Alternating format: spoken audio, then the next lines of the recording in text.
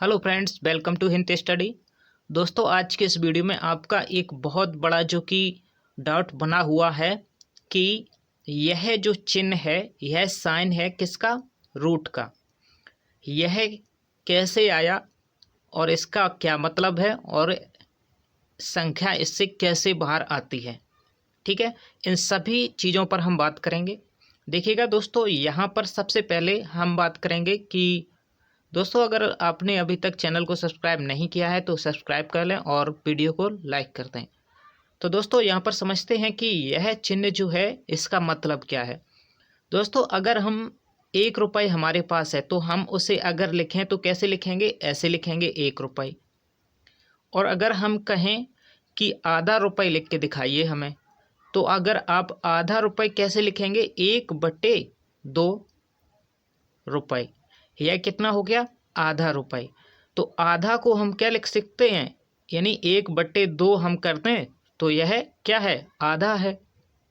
कितने का? 1 का। ठीक है, तो यही आधे को हम रूट द्वारा प्रदर्शित करते हैं। ठीक है, समझ गए दोस्तों? यही आधा तो यह रूट होता है। ठीक है, यानी कि रूट का यह मान है 1/2।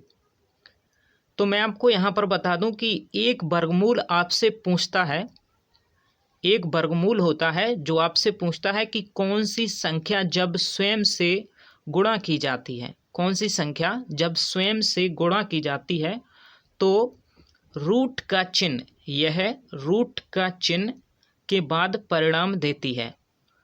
तो रूट के बाद चिन्ह परिणाम देती है। जैसे कि रूट में 9 लिखा हुआ है तो इसका मान क्या होगा? यानी 3।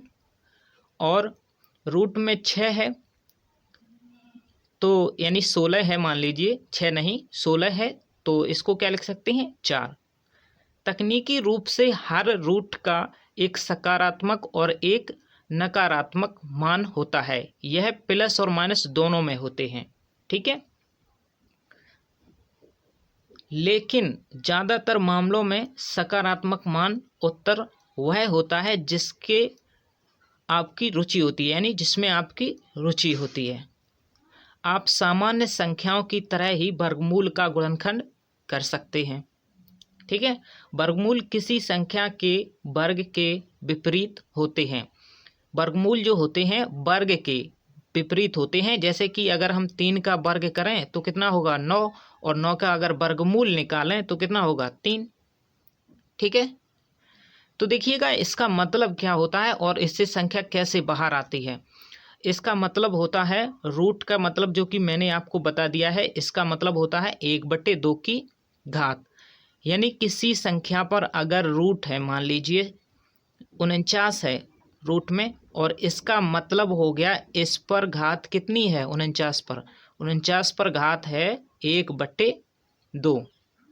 ठीक है, अब यह मान लीजिए यह बाहर कैसे आता है 49?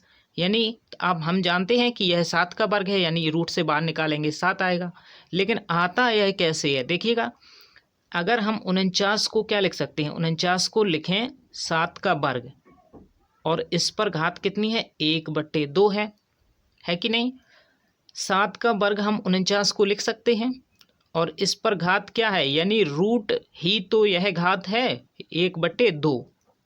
ठीक है, अब 1/2 को ही हम रूट कहते हैं और इस 2 से इस 2 को काट देंगे। यहाँ पर क्या होता है? इस वर्ग में इसका गुणा होता है, तो इस गुणा में 1/2 है और यहाँ पर 2 है, यानी भाग में है, 2/2 हो गया। तो 2 से 2 यह कट हो जाएगा, बचेगा क्या? 7 पर घात 1 बचेगी। तो आंसर क्या आएगा? 7 आएगा। इस प्रकार से आंसर हमारा 7 आता है।